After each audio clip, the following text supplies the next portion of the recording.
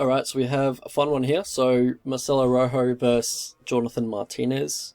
Rojo, he's a bit wild on the feet. His hands did look a little bit sharper in his last fight for sure, but mostly from what I've seen on the regional scene, he was winging his punches, but he was straightening up a little bit in the Charles Jourdain fight. But, you know, he's aggressive, seems to have a fair bit of power in his slapping overhand right. Like, you watch his fight against, I think it's Fabian Galvin. I think it's that one, but yeah, he just put the guy out cold with like a slapping overhand right, like kind of how Tyron Woodley throws it. But yeah, he does seem to have a bit of raw power. Likes the low calf kick versus orthodox opponents as well.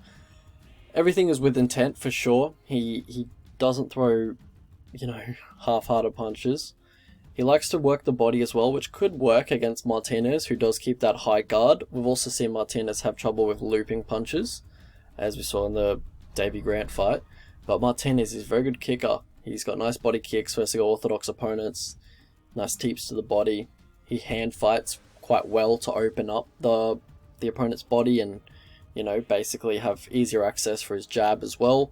So that's what you got to watch out for if you're facing Martinez, is the hand fighting. He's got nice straight knees as well when the opponent does come rushing in. Rojo will go for the body. He will throw combinations to the body at times, so potential is there for a straight knee to land for Jonathan Martinez. He's got very good timing on the straight knees, so he does need to watch out for that, does Rojo. But yeah, Rojo, he does telegraph his looping punches a little bit, you know, kind of winds up a little bit too much.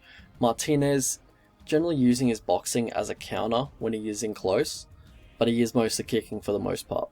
Break down the grappling of these two. So for Martinez, good get-ups.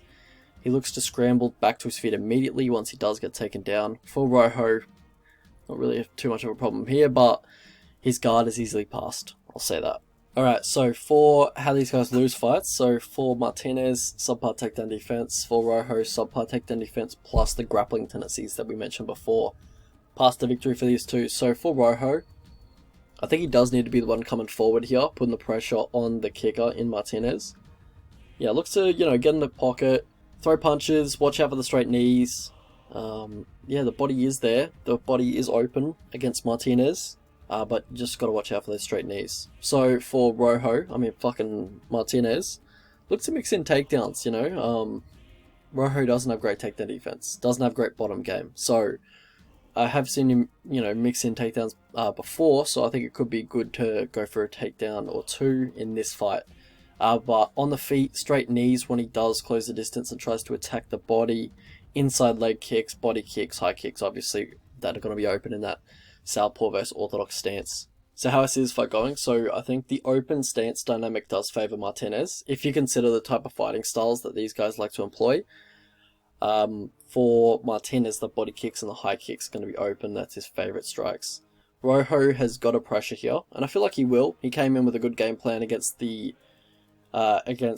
kicker in Charles Jourdain. So I feel like a similar game plan is on the cards for him here.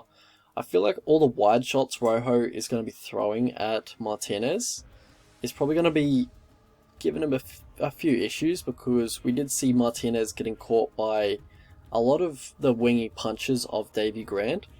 So yeah, like down the middle, he could see it quite well. But, you know, throwing it wide, he keeps that high guard, peripherals slightly blocked.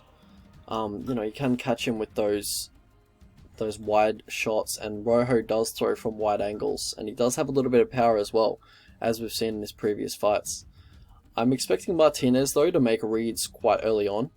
Rojo doesn't really mix things up too much, and he does get a little predictable with his strike and entries, strike and combinations, so I feel like he's gonna be starting a little bit slow, but just getting reads and taking over as the fight does go on, and pull away as he does kind of exploit those reads that he made earlier.